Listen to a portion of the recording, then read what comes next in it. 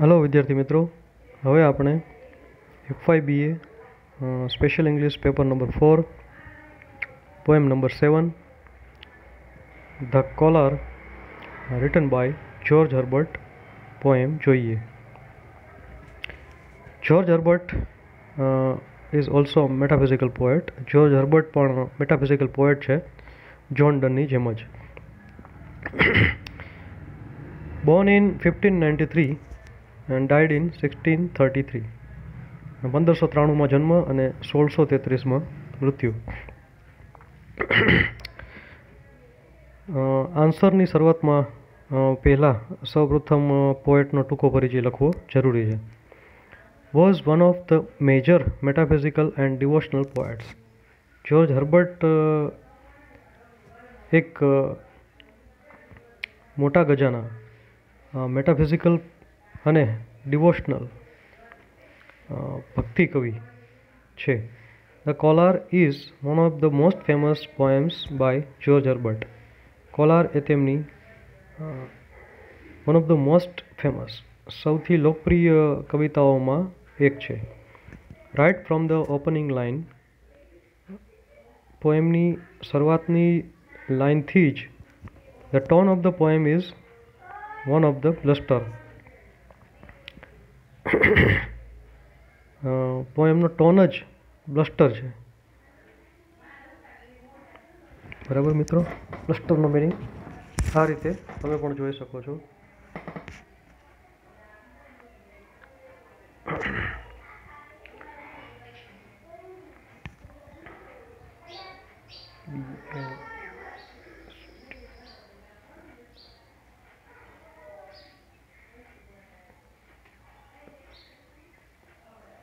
બ્લસ્ટર taken loud aggressive એટલે કે આક્રમક. પછી કોલાર જોઈ લઈએ.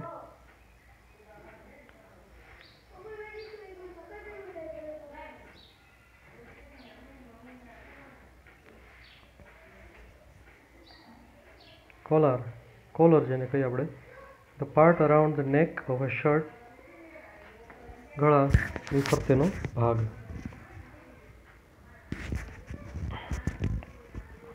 બીજો meaning, connecting bent or pipe in machinery. Seize or apprehend એટલે કે જપ્ત કરવું પણ થાય છે, પકડવું પણ થાય છે. ઘણા બધા મિનિંગ્સ એના છે. પોએમનો મિનિંગ પોએમથી જ સમજીએ.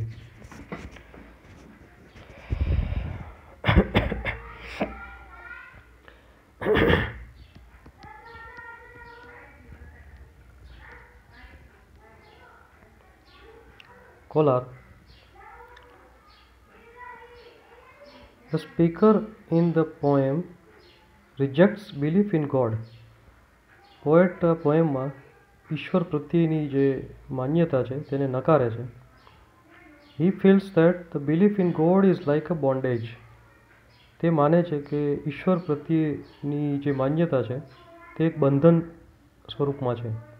તે એક બંધન છે, તે એક બંધન જેવી છે. It is like a collar round the neck of a dog.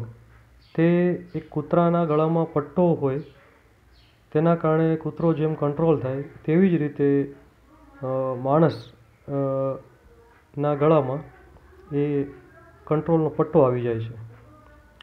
The collar here specifically refers to a dog collar. અહીંયા જે પટ્ટો છે કોલરનો એ પર્ટિક્યુલરલી કૂતરાના ગળાના પટ્ટા સાથે સરખાવવામાં આવે છે. It refers to a Christian priest who is bound by certain restrictions. આ એક ક્રિશ્ચિયન પાદરી ના સંદર્ભમાં કહેવામાં આવ્યું છે કે જે ચોક્કસ પ્રતિબંધો, ચોક્કસ માન્યતાઓથી બંધાયેલા હોય છે. He has no freedom of mind. તેને મનની પણ આઝાદી હોતી નથી. He has to follow the laws of Christianity. તેને ક્રિશ્ચિયન ધર્મના નિયમોનો અમલ કરવો જ પડે છે. George Eliot himself was a priest. George Herbert એ પોતે પણ એક પ્રિસ્ટ હતા. He raves and rants but soon he realizes that God is calling him. તે નકારે છે પરંતુ તેને એવું લાગે છે, બહુ જલ્દી જ એવું લાગે છે કે ભગવાન તેમને બોલાવે છે, ઈશ્વર તેમને બોલાવે છે. Then he replies dutifully and his faith in God is recovered. અને ત્યાર પછી ઈશ્વરમાં શ્રદ્ધા તેમની પરત આવી જાય છે. He is happy to bear the collar of faith again. તે ફરી પાછો જે શ્રદ્ધાનો પટ્ટો પહેરવા ખુશ થાય છે. The form of the poem is wayward. પોએમનું સ્વરૂપ વિચિત્ર છે. It has varying lengths in lines. Poem પ્રમાણમાં લાંબી છે. There is a change in the tempo of the poem. અને પોએમના ટોનમાં, તેના સૂરમાં ફેરફાર થઈ રાખે છે. In the beginning, શરૂઆતમાં the speaker desires to cast off the chain of belief and become free. શરૂઆતમાં કવિ એમ કહે છે કે આ બધી માન્યતાઓ છોડી દેવી જોઈએ અને સ્વતંત્ર બનવું જોઈએ. The poet says that freedom from faith is worthless. પરંતુ પોએટ પોતે જ આગળ જતા કહે છે કે શ્રદ્ધામાંથી મુક્તિ મેળવવી એ અયોગ્ય છે. Life is dependent on faith in God. જીવન જ ઈશ્વર પ્રત્યેની શ્રદ્ધામાં સમાયેલું છે. Therefore the idea of true liberation is an illusion. તેથી જ મુક્તિનો વિચાર, સાચી મુક્તિનો વિચાર જ ભ્રમયુક્ત છે. The poem was published in 1633. પોએટના મૃત્યુના વર્ષમાં જ પોએમ પબ્લિશ થાય છે. It is included in George Herbert's collection of poems, The Temple. એ જ્યોર્જ હર્બર્ટના ધ ટેમ્પલ નામના કલેક્શનમાં પબ્લિશ થાય છે.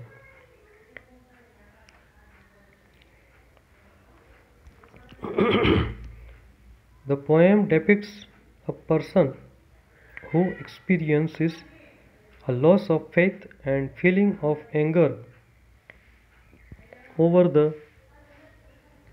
commitment he has made to God. Poem depicts poem રજૂ કરે છે a person, વ્યક્તિને, who experiences a loss of faith, જે શ્રદ્ધા ગુમાવવાનો અનુભવ કરે છે, and feeling of anger, અને ગુસ્સાની લાગણી અનુભવે છે, over the commitment, પોતાના જ કમિટમેન્ટ, વચન ઉપર, he has made to God, કે જે તેમણે અગાઉ ઈશ્વરને આપેલ હોય છે. He feels that his faith in God has no meaning. તેમને લાગે છે કે ઈશ્વરમાં શ્રદ્ધાનો કોઈ અર્થ નથી. It is like a collar that binds a person. એ એક કોલર જેવું છે જે વ્યક્તિને પકડી રાખે છે, બાંધે છે. He feels that life without the faith in God is interesting and livable. તે માને છે કે જીવન, શ્રદ્ધા વિનાનું જીવન, ઈશ્વરમાં શ્રદ્ધા વિનાનું જીવન તે રસપ્રદ અને જીવવાયુક્ત છે. There is struggle in the mind of the speaker. કવિના મનમાં સંઘર્ષ છે. He wishes to be free from faith in God and religion. ઈશ્વર અને ધર્મની શ્રદ્ધામાંથી મુક્ત થવાની તેઓ ઈચ્છા રાખે છે. He wants to defy religious restrictions. અને તેમને ધાર્મિક નિયંત્રણો દૂર કરવા ઈચ્છા છે. He tries to convince himself that a life of freedom will bring him the satisfaction that his faith in God has provided him. તેમને એવું લાગે છે કે he tries to convince himself, તેઓ પોતાની જાતને સમજાવવા માગે છે કે લાઈફ ઓફ ફ્રીડમ, મુક્તિવાળું જીવન, will bring him, તે તેમને લાવશે, the satisfaction, Santosh, that his faith in God has provided him. ઈશ્વર પ્રત્યેની શ્રદ્ધાથી જે તેમને સંતોષ મળવાનો છે તે મુક્તિથી આવશે. The poem begins with the speaker striking a board and action that depicts defiance. પોએમની શરૂઆતમાં જ પોએટ ડિફાયન્સ પડકારની ભૂમિકામાં હોય છે. His physical outburst is followed by a verbal outburst. તેમનો વિરોધ અહીં શાબ્દિક સ્વરૂપમાં દર્શાવવામાં આવે છે, જોવા મળે છે. He declares that he will soon be abroad, which means he would be free from faith and religious restrictions. તેઓ ટૂંક સમયમાં વિદેશ જશે એનો અહીં અર્થ એવો લેવાનો છે કે તે ટૂંક સમયમાં બધી માન્યતાઓમાંથી મુક્ત થશે. He wants to enjoy worldly pleasures. દુન્યવી આનંદ લેવા માટે તેમની ઈચ્છા છે.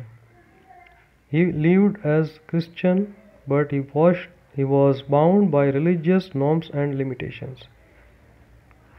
તેઓ ક્રિશ્ચન તરીકે જીવન જીવે છે, પરંતુ તેઓ ધર્મના નીતિ નિયમો મર્યાદાઓથી બંધાયેલા છે. He announces that he wants to be free as a road. તેઓ એક રસ્તા જેવા મુક્ત થવા ઈચ્છા રાખે છે, તેની જાહેરાત કરે છે. He would also want to be loose like wind. અને તેઓ પવન જેવા હળવા બનવા ઈચ્છા ધરાવે છે. He feels that he has not enjoyed the beauty of world. તેમને એવું લાગે છે કે દુનિયાનો આનંદ, દુનિયાની સુંદરતાનો જે આનંદ છે તે તેમણે હજી લીધો નથી. He has lived a solitary life. તેઓ એકાંત જીવન જીવે છે. With sadness and grim nature. તેઓ એકાંત દુઃખી પ્રકૃતિ વાળું જીવન જીવે છે. He felt that he was like a caged bird all his life. આખું જીવન એક પાંજરે પૂરાયેલું પક્ષીની જેમ તેઓ જીવતા હોય તેવું અનુભવે છે. He believes that his own beliefs made him enslaved. તેમને એવું લાગે છે, તે એવું માને છે કે તેમની પોતાની માન્યતાઓને કારણે પોતે ગુલામ હોય એવું લાગે છે, પોતે ગુલામ થઈ ગયા હોય એવું ફીલ કરે છે. The speaker wants to be free from worldly fears and live material life with total freedom. કવિ દુન્યવી ડરમાંથી મુક્તિ મેળવવા ઈચ્છે છે અને ભૌતિક જીવન સંપૂર્ણ સ્વતંત્રતા સાથે જીવવા ઈચ્છે છે. Suddenly the poet hears the voice of God who calls him child. અચાનક પોએટને ઈશ્વરનો અવાજ આવે છે જે તેમને બાળક કહીને પુકારતો હોય છે. He replies to the voice with great humbleness, my lord. કવિ એ અવાજને ખૂબ જ નમ્રતાથી જવાબ આપે છે, હે મારા ભગવાન, my lord. Then suddenly he experiences the presence of God and feels chided. અચાનક તેમને ઈશ્વરની હાજરીની અનુભૂતિ થાય છે અને તેમને ખૂબ જ સારો અનુભવ થાય છે. All his complaints and ravings are gone. બધી તેમની ફરિયાદો એ દૂર થઈ જાય છે. He returns to his faith in God with devotion and love. તેઓ ઈશ્વર પ્રત્યેની શ્રદ્ધા તરફ પાછા આવે છે. He then realizes that faith and religion are true foundations of life.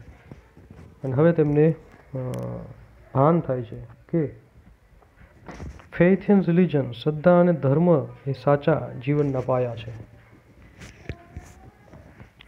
The title of the poem Kolar is symbolic. પોએમનું title પ્રતિકાત્મક છે. It represents the relationship between man and God. ઈશ્વર અને માણસની વચ્ચેનો સંબંધ રજૂ કરે છે. Collar here refers to clerical collar.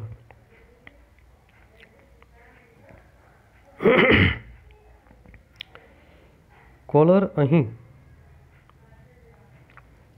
એ બંધનના સ્વરૂપમાં એક શબ્દ તરીકે સમજાવવામાં આવે છે કે ખ્યાલને ક્લિયર એકદમ કરનારો એ એક ઇમેજ છે. Priest wear collars of church round their necks. Priest પાદરીઓ પોતાના ગળાની ફરતે કોલર પહેરે છે. The collar also refers to the collar of dog. અને બીજો અર્થ કોલરનો જે કૂતરાના ગળાના ફરતે પટ્ટો હોય છે તેને પણ અહીં રજૂ કરે છે. To be free from the collar means to revoke one's dedication to Christianity. કોલરમાંથી મુક્તિ મેળવવી એ is to revoke one's dedication to Christianity. એ ફરી પાછું ક્રિશ્ચિયાનિટીમાં શ્રદ્ધા બેસવી તેની સાથે સંબંધ ધરાવે છે તેવો અર્થ ધરાવે છે. The collar refers to restraint for Christian priest. Collar refers to restraint. Collar refers to restraint for the Christian priest. Christian priest માટેનો વિરોધ અહીં કોલર દ્વારા દર્શાવવામાં આવ્યો છે. George Herbert himself was a priest. George Herbert પોતે પણ priest હતા. ઇન ધ ફર્સ્ટ 6 લાઇન્સ, પહેલી 6 લાઇન્સમાં પંક્તિઓમાં, there is a conflict in the mind of the speaker. પોએટના જ મનમાં સંઘર્ષ હોય છે, દ્વિધા હોય છે. He is struggling with faith. તેઓ શ્રદ્ધા સાથે સંઘર્ષ કરતા હોય છે. શ્રદ્ધાના વિચારથી તેઓ સંઘર્ષ અનુભવતા હોય છે. The speaker says, my lines and life are free. Free as the road, loose as the wind. મારી લાઈન અને લાઈફ બંને મુક્ત છે, મુક્ત રોડ જેવો અને હળવા ઢીલા પવન જેવા. વિન્ડ એટલે પવન. He says that all people of the world enjoy physical pleasures, but as a priest he remains devoid of all pleasures. તે કહે છે કે દુનિયાના બધા લોકો ભૌતિક આનંદ માણે છે, પરંતુ એક પાદરી તરીકે તેઓ આનંદ નથી માણી શકતા કોઈ પણ પ્રકારનો. His life becomes grim and sad. તેમનું જીવન ખૂબ જ દુઃખી અને ઉદાસ છે. He feels that in life he has not gained harvest but thorns only. તેઓને એવું લાગે છે કે જીવનમાં તેમણે કશી જ ઉપજ મેળવી નથી સિવાય કે કાંટા. But complains that in his faith in God has not given him pleasure but pessimistic and dull life. તેઓ ફરિયાદ કરે છે કે ઈશ્વર પ્રત્યેની શ્રદ્ધાને કારણે તેમને આનંદ નથી મળ્યો, પરંતુ નિરાશા અને હતાશા, નિસ્તેજતા જીવનમાં મળી છે. In line 13 he asks, the year only lost to me. He feels that in his life has been completely wasted. There are no flowers or garlands but tears and sadness. He feels that in 13 line 13મી લીટીમાં the year only lost to me, વરસ નિખોટ જાય છે મને, એવું લખે છે. He feels that his life has been completely wasted. તેમનું જીવન વ્યર્થ ગયું હોય તેવું લાગે છે. There are no flowers or garlands. કોઈ ફૂલ કે ગુલદસ્તા નથી. But tears and sadness. માત્ર આંસુ અને ઉદાસી. He felt as if God had deserted him. તેમને એવું લાગે છે કે ઈશ્વરે તેમને ત્યજી દીધા છે. But suddenly he hears the voice of God who calls him child. પરંતુ અચાનક તેમને ઈશ્વરનો અવાજ સંભળાય છે જે તેમને બાળક કહીને પુકારતા હોય છે. Soon he becomes obedient and returns to God calling him my Lord. અને બહુ ઝડપથી જ કવિ આજ્ઞાંકિત થઈ જાય છે અને ઈશ્વરને માય લોર્ડ કહીને સંબોધે છે.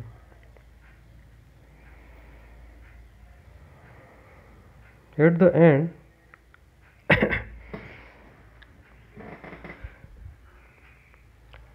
At the end, he regains his faith in God because he hears the call of God. અંતમાં તેમની શ્રદ્ધા ઈશ્વરમાં અને ધર્મમાં પાછી આવી જાય છે. He decides to follow and obey him forever. હવે તેમણે નિર્ણય કર્યો છે કે તે હંમેશા ઈશ્વરને અનુસરશે. He realizes that his raving and anger were like animals. એમને ભાન થયું કે તેમનો ગુસ્સો એ પ્રાણી જેવો હતો. He realizes that God is not a restraint but love and protection.